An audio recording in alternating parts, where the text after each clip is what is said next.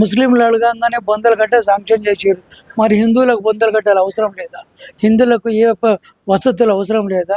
హిందువులు ఏదన్నా అడిగితే ఏదన్నా అంత ఇమీడియట్గా శాంక్షన్ చే మరి కాంగ్రెస్ వాళ్ళు, బీఆర్ఎస్ వాళ్ళు ఆ దుర్గొల్ల ఓట్ల మీదనే ఆధారపడ్డారు. మరి హిందువులందరూ ఏకమై హిందువులకి ఎందుకు వేయరు, హిందూ ధర్మానికి ఎందుకు వేయరు? మీరు చెప్పండి. ఇప్పుడు దీంట్లో లాజిక్ లేదా? దీంట్లో వాస్తవం లేదా? హిందువులకు కూడా ఓట్లు వేయాలి. లేదు, క్యాండిడేట్ సరైన క్యాండిడేటే ఉండాలి. సరైన క్యాండిడేట్ ఉంటేనే గెలవడానికి ఆస్కారం ఉంటుంది. ఎందుకంటే 100% అవకాశం ఉంది. ఎందుకంటే మన నవీన్ యాదవ్ వ్యక్తిగతంగా నవీన్ యాదవ్ గురించి కామెంట్స్ అయితే ఉండేవి.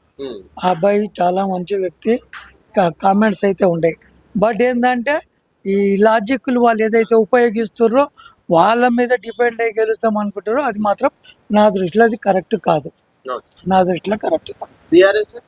బీఆర్ఎస్ ఇంకా మేడము ఆమె పాపము మాగంటి చేసిన పనులకు మాగంటి వాళ్ళకు కూడా కొంచెం మంచిగా చేసిండని అనుకుంటున్నారు. కానీ ఏదేమైనా మా బీజేపీ నుండి గట్టి క్యాండిడేట్ కనుక ఇస్తే 100% గెలిచే ఛాన్సెస్ ఉన్నాయి. ఎందుకంటే ఈ రెండు పార్టీలు ఒక ధీమా మీద ఉన్నాయి. ఇప్పుడు మూడో పార్టీ సల్మాన్ అని ఆయన కూడా వస్తున్నాడు. ఆయన వచ్చి ఓట్లు చీల్చిండంటే బీజేపీకి గట్టెక్కే ఛాన్సెస్ ఉంటాయి. ఉన్నది లేదు అంత ఆడలు అందరు తిరిగి వస్తారు.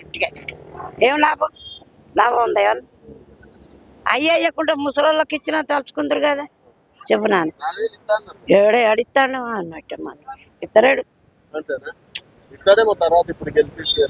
ఎప్పుడు ఇంకానా ఇంకా రేవంత్ రెడ్డి ఇంకా గెలిపిస్తాం. ఇళ్ళు కట్టిస్తామని, పొలాలు పట్ట చేస్తామని, అవి ఏంటి లవన్ పట్టాలన్నీ పట్ట చేస్తామని అది చేయకపోయా, ఉత్తరే రాపించకపోయా. ఏమైనా ఏంటి కంప్లీటర్లకు పని చెప్పి పైసలన్నీ ఖర్చు పెట్టి వాళ్ళు బతికిరి ఏరుకుంటే ఈయన బతుకుతాడు. మధ్యాహ్నం మేమేనా చెడిపోయేది? మరి ఇంకేమున్నా చెప్పురి. కేసీఆర్ అప్పుడు కొంత